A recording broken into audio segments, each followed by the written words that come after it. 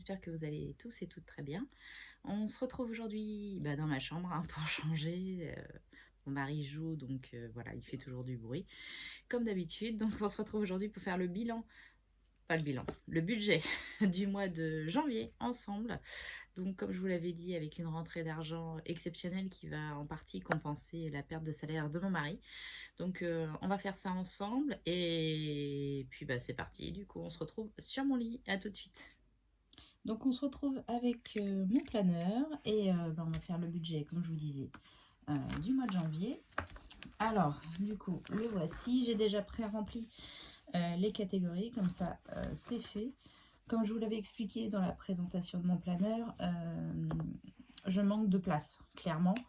Donc du coup, j'ai regroupé pas mal de catégories ensemble. Voilà, et pour faire le budget, parce que sinon, j'ai pas assez de place et après, ça va être complètement le bazar. Donc, on va y aller ensemble. Donc, ça, c'est le revenu de mon mari. Donc, mon mari a perçu, du coup, ce mois-ci, 424 euros. Moi, de mon côté, j'ai perçu 1252 euros. Et avec la CAF, nous avons 304 euros. Donc en prime exceptionnelle, Noël et autres, enfin bref, j'ai tout regroupé et on a en plus 2090 euros qui sont plus que bienvenus. Ce qui nous fait un total de 4070 euros pour toutes les ressources du foyer pour ce mois de janvier. Donc ensuite, alors Iberdrola, donc c'est l'électricité. Pardon. Ce mois-ci, on est sur un des mois les plus élevés. Hein. On est en hiver, donc on chauffe. Et il fait nuit de bonheur, donc on éclaire plus tôt. Donc là, clairement, Iberdrola, ce mois-ci, nous en avons pour 162 euros. Ensuite, ça, c'est tout ce qui est assurance bancaire, donc c'est-à-dire assurance vie, assurance décès, enfin toutes les assurances que nous avons auprès de la banque, plus les frais bancaires. Donc j'en ai pour 164 euros.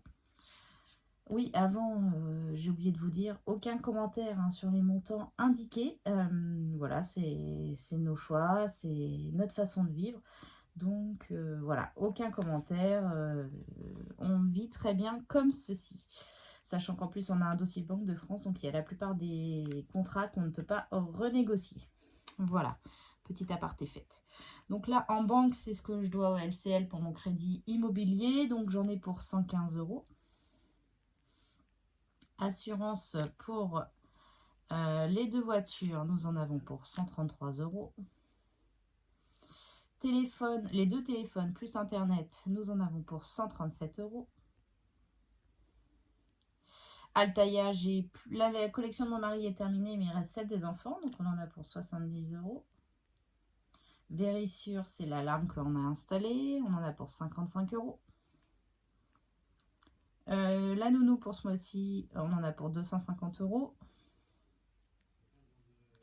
La mutuelle, donc c'est la mutuelle pour mon mari, puisque moi et mes enfants, on est sur ma mutuelle entreprise. Donc juste pour mon mari, on en a pour 31 euros. Parking, c'est moi, je paye le parking au mois. Du coup, j'en ai pour 47 euros par mois. Ça, c'est l'argent qu'on met sur le compte des enfants. Donc 30 euros chacun, ça nous fait 60 euros pour les deux. Et enfin, mes crédits, donc tous mes crédits de mon plan de surendettement, j'en ai pour 362 euros.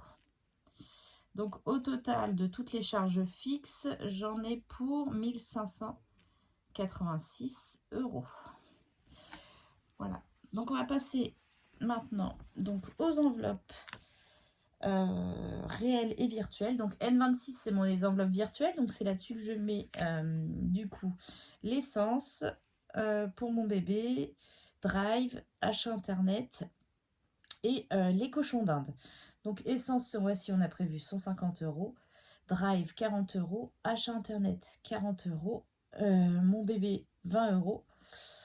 To go, 10 euros. Et les animaux, enfin les cochons d'Inde, 20 euros. Donc on en a pour 280 euros au total.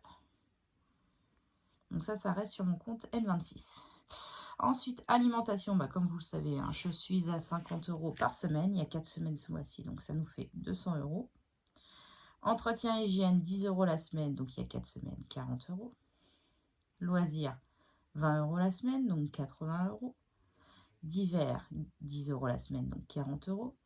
Fonds de secours, 20 € la semaine, donc 80 € sur le mois. Pharmacie, 10 € la semaine, donc 40 € sur le mois. La boucherie, c'est un budget au mois, donc j'ai prévu 80 €. Extra, c'est 50 € par mois. Cigarettes, c'est 150 € pour ce mois-ci, ça y est, il est arrivé au bout de ses réserves. Et mon homme, c'est 30 € la semaine, donc ça fait 120 € sur le mois. Donc le total de tout ça, on en est à 1160 €. Donc au total, hein, si je fais mes revenus, moins mes charges fixes et moins mes enveloppes, il me reste 1320 € à épargner. Donc c'est une belle épargne hein, pour ce mois-ci, j'avoue. On profite toujours hein, quand c'est comme ça, au moment des anniversaires et au moment de Noël. Voilà, donc 1320 €, ce n'est pas négligeable. Donc j'ai prévu de mettre donc 100 € dans le défi des 5000 € en douceur. 100 € pour Noël 2022. 200 € pour les vacances. Anniversaire de mariage, 100 €. Anniversaire, 50 €. L'anniversaire des enfants que je commence, 100 €. Vêtements, ça va être les soldes. J'ai prévu de mettre 100 €. Moto, donc c'est le budget de mon mari qui part là-dedans, donc 70 €. Donc nous, c'est mes enfants et moi hein, pour notre argent de poche du mois, donc ça fait 70 € à tous les trois. Donc maison, alors maison, oui, je vous avais dit que j'avais une grosse facture de travaux de 310 €. Donc ça s'est transformé en facture de travaux plus frais de copropriété du mois, enfin du premier trimestre 2022. Du coup, au lieu de 310 €, nous devons 785 €. Donc ce qui va faire très très mal, clairement. Donc nous avons décidé de prendre... alors on a décidé de prendre de la façon suivante. Donc 785, du coup on arrondit à 790. Donc en fonction des économies qui vont être faites sur le mois de décembre, on va récupérer 310 € des économies du mois de décembre. Je pense qu'elles seront là. Ensuite, nous allons mettre donc là 200 € en plus qui vont venir là de l'épargne du mois de janvier. Ensuite, nous prenons 130 € comme je vous l'avais dit du défi des saisons, donc les 130 € que nous avons économisés sur l'automne. Et pour finir, les 150 € restants pour avoir donc les 790, les 150 € restants vont être pris dans le défi des 5000 € en douceur. Il me restait 150 €. Donc, ils vont être pris dans ce défi-là. Donc, il sera vide. Du coup, pour les charges de copropriété, j'ai décidé de mettre entre 100 et 150 € par mois en épargne pour y pallier, pour éviter d'avoir des grosses sommes comme ça à sortir. Du coup, ce mois-ci, on a décidé d'y mettre 100 € de plus. Donc, 200 € pour ce qu'on leur doit, plus 100 €. Donc, on va mettre 300 € pour tout, pour les charges de copropriété.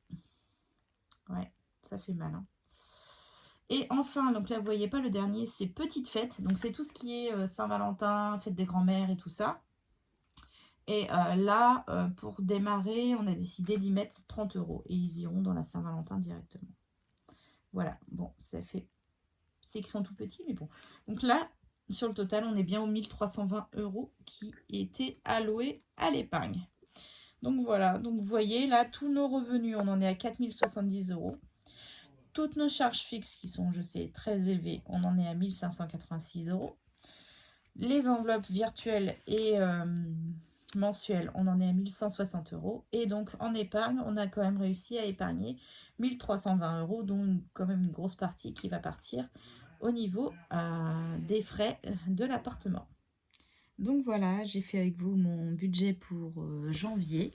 Donc heureusement qu'il y a les primes et le fait qu'on a été gâté à Noël hein, qui compense largement la perte de salaire de mon mari, heureusement, parce que sinon, quand vous voyez le montant des charges qu'on a par rapport au salaire perçu ce mois-ci, c'était pas du tout gérable.